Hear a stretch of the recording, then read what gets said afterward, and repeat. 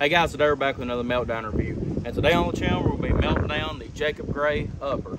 Stay tuned for this one.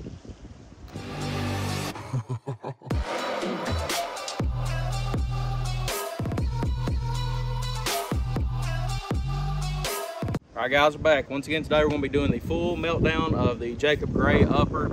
Very special thank you to Optics Planet. They sent me this upper to melt down for you all. They also sent me the ammunition that we're going to be using in this video to melt down this upper. Also, another very special thank you to Center Target Farms and Range in London, Kentucky. If it wasn't for them, we wouldn't be able to have this fully automatic lower here to melt this upper. So once again, very special thank you to them. I'll be leaving a link in the description below to their YouTube channel and their website. So swing by and check them out if you're in the area of London, Kentucky. Be able to shoot this Daniel Defense lower. So guys, also as well, if you check out Optics Planet, use code GOLDEN, GOLDEN, for 5% off your entire purchase. And also as well, we have today on the Recon glasses by Core Defense. They are a ballistic glass, so hopefully if anything does come back in my face, these will stop it. Like that about it. We have the Safe Light outer vest carrier here, so we have full coverage here from one hand side of my body to the other. So thank you to them for sending this out to me for these reviews, so I'm as protected as possible, I guess you would say. But guys, without further ado, let's go ahead and get started. Here's Tito!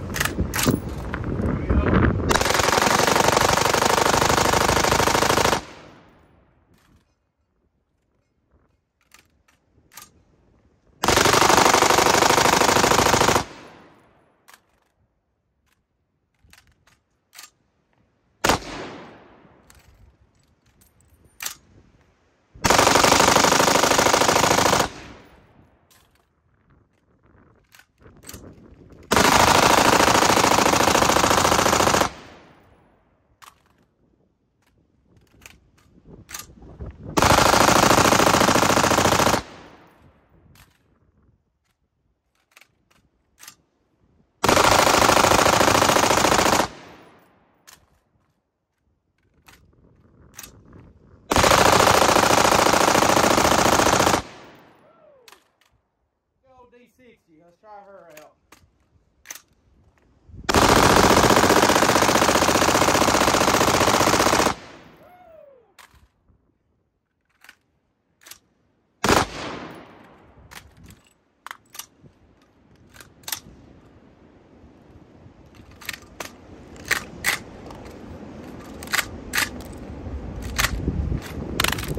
Right there, boy. Ain't that little?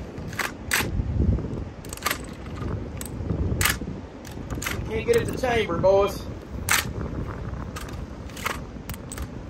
What's going on with it?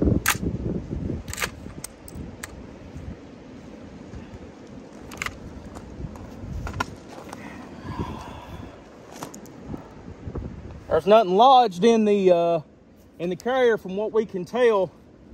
Everything's looking good still with the bolt carrier. I believe maybe one of the heads to the barrel has give way. Let me try one more mag in it. If it don't load, we'll call it a day.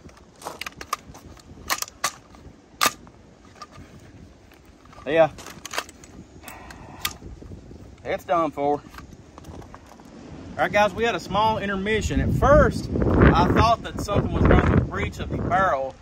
We took it apart, let it cool down. We got in here looking, and it's what had actually happened.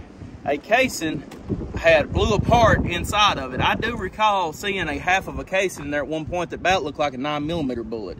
All that bending and all that is from us taking a actual file and hitting it down until it could finally get something to reach in there and pull it out. So that is actually what happened to this gun. We took that last mag that we done, we put it in here and we ran it, and it ran fine. So we're going ahead and start the video back. It's fully cooled down now, but right now we're at 360 rounds. So let's go ahead, put it back together, and we'll go ahead and fire some more. Here's T-Dog!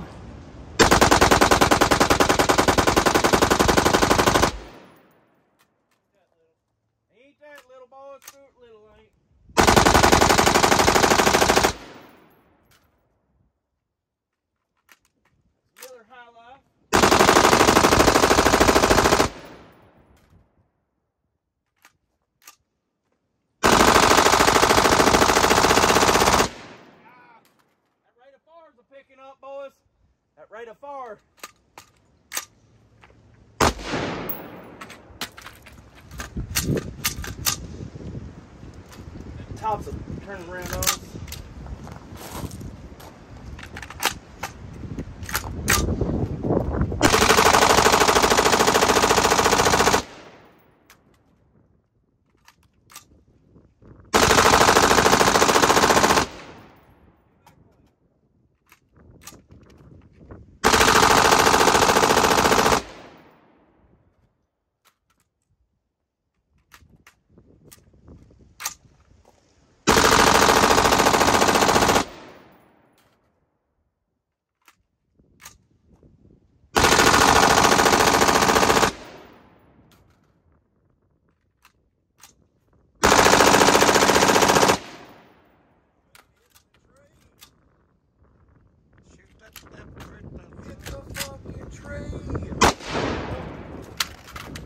What's up, Kyle?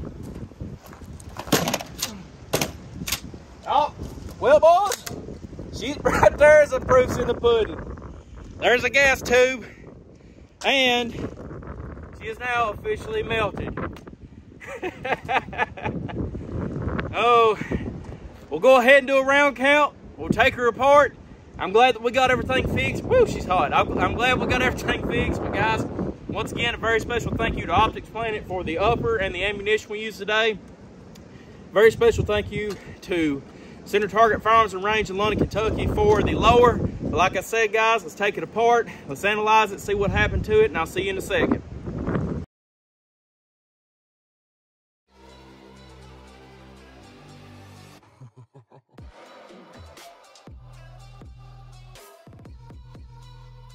All right, guys, we're back. So we now have this gun completely disassembled, and we've got a few pieces here and there that we're going to be talking about. But as you can see here, the gun is pretty much completely disassembled from what we had to begin with. So here is the actual round that did get lodged inside of the chamber at the midway point of the review, and we thought that something had actually happened to the barrel, but we was incorrect with that. So this round has split in half, and you can see here, this was actually done by us. The round had swelled into the chamber, and we could not get this thing out. So what we ended up doing was taking a flathead screwdriver and hitting this down in here to where it was enclosed, and then we was tamping it out. So we finally got it out, and that's whenever we started the review back again.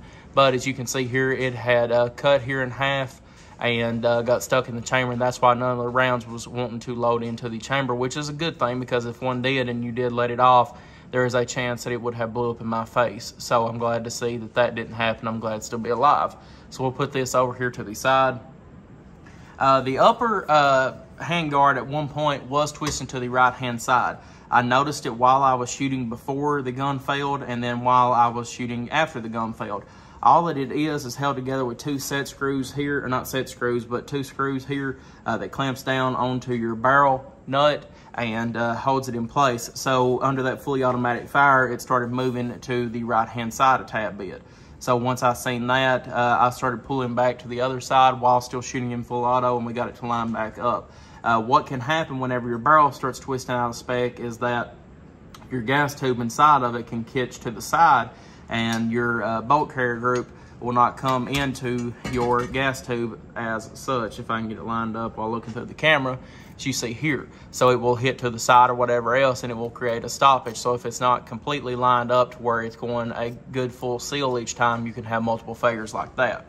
So we got that back lined up during the shooting, and I just had that in the back of my mind while shooting, so that never did cause a failure, but it did start twisting on us while we was reviewing it. There was actually no set here at all, or no Loctite, but what I can tell is that the screws actually didn't start backing out. It just, under that fully automatic fire, it just wasn't, it just did not hold a good enough hold on to the barrel nut for it to keep from twisting. But I'm glad it didn't cause any failures or anything like that. Here's your actual gas tube and your front sight post block, or your gas block. It did melt in half up here inside of here, so there is some of the gas tube left inside of here. We still haven't knocked this pin out, but what I'm going to have to do is knock this pin out, take some type of tool and hammer this back down in here until I can get the rest of the pieces out. That's what we've had to do for every single fully automatic meltdown that we've had so far. The gas tube always stops up in here. So that's going to be a little bit of work. Also, as well, whenever we're taking this apart, these screws for the bottom of the gas tube or the gas block was backing out. One of them had almost fully backed out, which would have been great if that would have happened while we were shooting, because I wouldn't have been able to find them. But it come in a hair of backing out. There's only maybe 2 sets of threads left before it would have fallen out. But we have both of them here, so that's great. I won't have to buy any more screws. The dimplings on these are fine, so whenever you're putting these back in here, you want to put some actual Loctite on them. Also, as well, we have no erosion from the top of the barrel here, so that's great to see. From what I can tell as well, no erosion in the top of this, so it will be fine to run as well. Your upper was actually pretty dirty after everything was said and done like normal. We can see in here some of the stuff that's left, and it looks pretty good, still runs fine, there's no questions about it. So put that to the side. But overall though, guys, we can look in here and see that, like I was saying, it did get pretty dirty, as you can tell, but we'll be able to clean that out. And from what I can inspect with the barrel is absolutely fine. There's no problems at all, no drooping. I aimed a laser sight bore down it, and it was complete from one side to the other, so I'm glad to see that.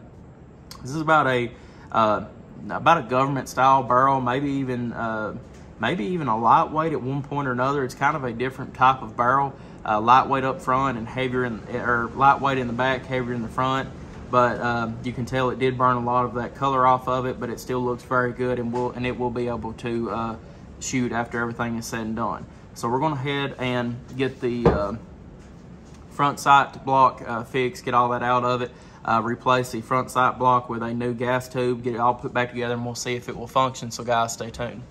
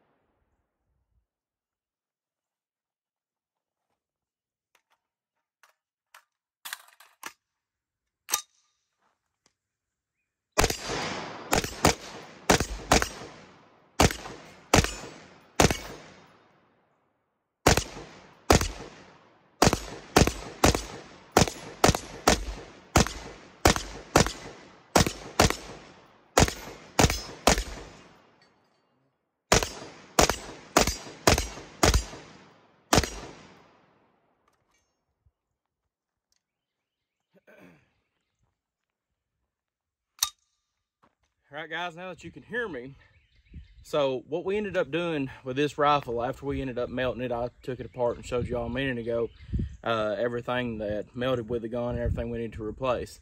So we took the we actually took the handguard off of it, then took the actual gas block off of it, knocked the roll pin back out of it, took a screw and screwed it in there to get the excess gas tube that was still inside of the front or the gas block.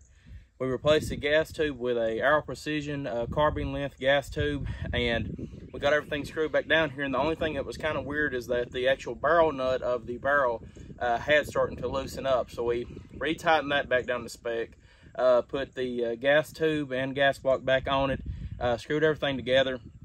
And as you can see, just like a brand new gun. This EOTech wasn't sighted in for this gun, it's sighted in for that Galil that I've got. But after some Kentucky windage, we figured out right where to hold, and as you can see, it's holding spec perfectly. So for anybody knowing out there actually what all happens with a meltdown, it's mainly just the gas tube more than often is the only thing that fails with the gun, especially with these barrels that are actually a pretty decent heavy barrel.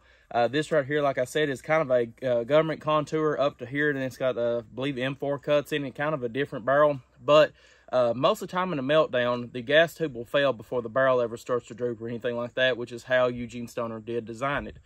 So it's good to know.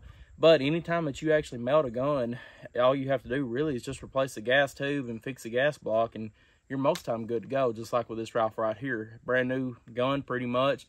Never seen no erosion in the actual barrel in the beginning or end, so that's good to see as well. But everything works fine, as you've seen here. Shot 60 rounds through it and held spec perfectly. So guys, once again, I appreciate y'all viewing as always. I hope y'all enjoyed this meltdown review. Hopefully for too long we'll be having another one coming up. But once again, guys, a special thank you to Optics Planet for sending us this upper and the ammunition to use in this review, and a special thank you to Center Target for that fully automatic lower that we had. This one is the scalper lower, so we no longer have the fully automatic with us. But once again, guys, appreciate y'all viewing as always. Like and subscribe for more gun reviews, and I'll see y'all in the next video.